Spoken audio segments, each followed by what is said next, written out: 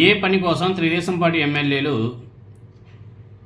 శ్రీకాంత్ని payroll మీద తీసుకొచ్చారు?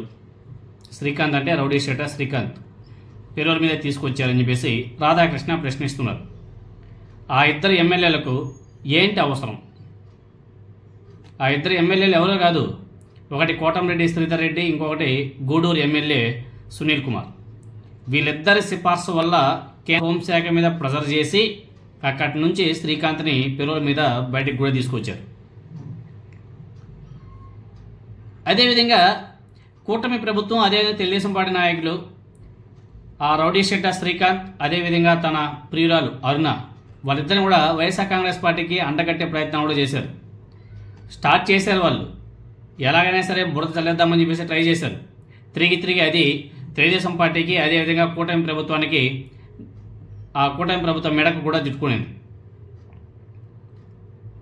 ఆ రౌడీ షీటర్ ఖైదీకి పెరోల్ ఇవ్వడానికి నెల్లూరు జిల్లాకు చెందినటువంటి ఇద్దరు ఎమ్మెల్యేలు, కోటంరెడ్డి శ్రీధర్ రెడ్డి, అదేవిధంగా గూడూరు ఎమ్మెల్యే సునీల్ కుమార్ సిఫార్సు చేయడం, దాన్ని హోంమంత్రి అనిత గారు ఎండోర్స్ చేసి ఫైల్ నడపడం, దాన్ని హోంశాఖ రిజెక్ట్ చేయడం, మరలా 10 రోజులకి ఖైదీకి పెరోల్ అంగీకరిస్తూ జీవో రావడం, జైలు నుండి విడుదల కావడం చాలా ఫాస్ట్గా జరిగిపోయింది. దీంట్లో అంతా కూడా మెయిన్గా కథ అంతా కూడా నడిపించింది ఇద్దరు ఎమ్మెల్యేలు, అదేవిధంగా హోంమంత్రి అనితా మేడం గారు. అంటే అనితా మేడం గారు కళ్ళు మూసుకొని అయితే సైన్ చేయరు, ఆమె వెనక ఇంకో పెద్ద శక్తి అయితే ఉంటుంది. ఇంకా ఆంధ్రజ్యోతి పేపర్లో ఈ పెరోల్ వ్యవహారం మీద ఇచ్చేటువంటి వరుస కథనాలు చూస్తే రాధాకృష్ణ ఈ ఖైదీ విడుదలలో ఎవరి సహాయం ఉందనేది తెలియక కథనాలు రాశారా, లేకపోతే తెలుగుదేశం పార్టీ ఎమ్మెల్యేలు హోంమంత్రి సిఫార్సు చేశారని చెప్పేసి తెలిసే రాశాడా అనేది ఇక్కడ ఒక గమనించాల్సినటువంటి విషయం కూడా ఒకటి ఉంది. ఎందుకంటే రాధాకృష్ణ చాలా పెద్ద మ్యాటర్ రాశారు. అయితే ఈ రౌడీ షీటర్ శ్రీకాంత్ అరుణ అనే ఒక మహిళ సన్నిహితంగా ఉండే వీడియోలు కూడా బయటకు రావడం జరిగింది. ఆ వీడియోస్ని ఎవరు బయట పెట్టారు అన్నది కూడా ఇక్కడ ఇంపార్టెంట్ అయినటువంటి పాయింట్. ఆ వీడియోస్ని అయితే వైసీపీకి అంటగట్టి తెలుగుదేశం పార్టీ సర్కిల్లో, అదేవిధంగా వాళ్ళ సోషల్ మీడియాలో, వాళ్ళ ఇల్లు మీడియాలో కథనాలు వండి వారుస్తూ ఈ వివాదాన్ని వైసీపీ మీదకు నెట్టాలని చెప్పేసి కూడా గట్టిగా ప్రయత్నం కూడా చేశారు.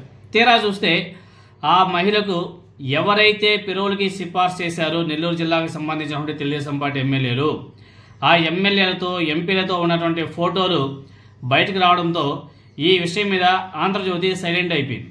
దాని ముందు గట్టిగానే మామూలుగా వైసీపీ మీద బీభత్సంగా ఆ వైసీపీకి వీళ్ళకి అంటగట్టే ప్రయత్నాలు అయితే గట్టిగా చేశారు.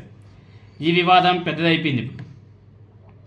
పెద్దదై ఇంటర్నల్ ఎంక్వైరీ చేస్తే ఆ తెలుగుదేశం పార్టీ ఇద్దరు ఎమ్మెల్యేలు, హోంమంత్రి సిఫార్సు అన్నీ కూడా బయటపడడం జరిగాయి. అన్ని లెటర్లు బీభత్సం, అసలు ఇంకా సోషల్ మీడియాలో బాగా వైరల్ అవుతున్నాయి. ఏదైతే హోంశాఖ ఇచ్చేటువంటి లెటర్స్ కానీ, అదేవిధంగా జైలు సూపరింటెండెంట్ ఇచ్చేటువంటి లెటర్స్ కానీ, అదేవిధంగా హోంమంత్రి అనితా మేడం గారు సైన్ చేసినటువంటి లెటర్స్ కానీ, ఇవన్నీ కూడా బయట వచ్చాయి. ఈ మొత్తం వివాదంలో కొంచెం లోతుగా ఆలోచిస్తే వారిలో వారే బ్లాక్మెయిల్ చేసే ఉద్దేశాలు చాలా స్పష్టంగా కూడా కనబడుతున్నాయి. ఆంధ్రజ్యోతిలో కథనాలు ఎవరిని బ్లాక్మెయిల్ చేయడానికి రాశారో తెలియదు, కానీ తెర వెనుక విచారణ పేరుతో ఎమ్మెల్యేలు, హోంమంత్రి మీద అంటే ఎవరు బ్లాక్మెయిల్ కంట్రోల్ చేయాలని చెప్పేసి ఈ వివాదాన్ని పెంచి చూపించారో మనకైతే అర్థం కాదు. ఇక ఈ మొత్తం ఎపిసోడ్కి సంబంధించిన కథనాలు, అదేవిధంగా ఎమ్మెల్యేల సిఫార్సు, రిజెక్ట్ ఫైలు, మరలా విడుదల చేసినటువంటి ఉత్తర్వులు అన్నీ ఒకసారి మనం పరిశీలన చేసుకోవచ్చు. ఆ లెటర్స్ అన్నీ కూడా ఉన్నాయి.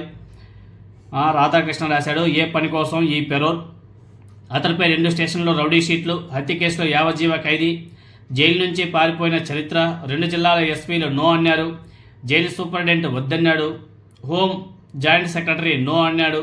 కానీ 15 రోజుల్లోనే మారిన చిత్రం, నెల పెరోల్ ఇస్తూ సెక్రటరీ ఉత్తర్వులు, ఇవన్నీ కూడా రాధాకృష్ణ రాసినటువంటి వార్తలే.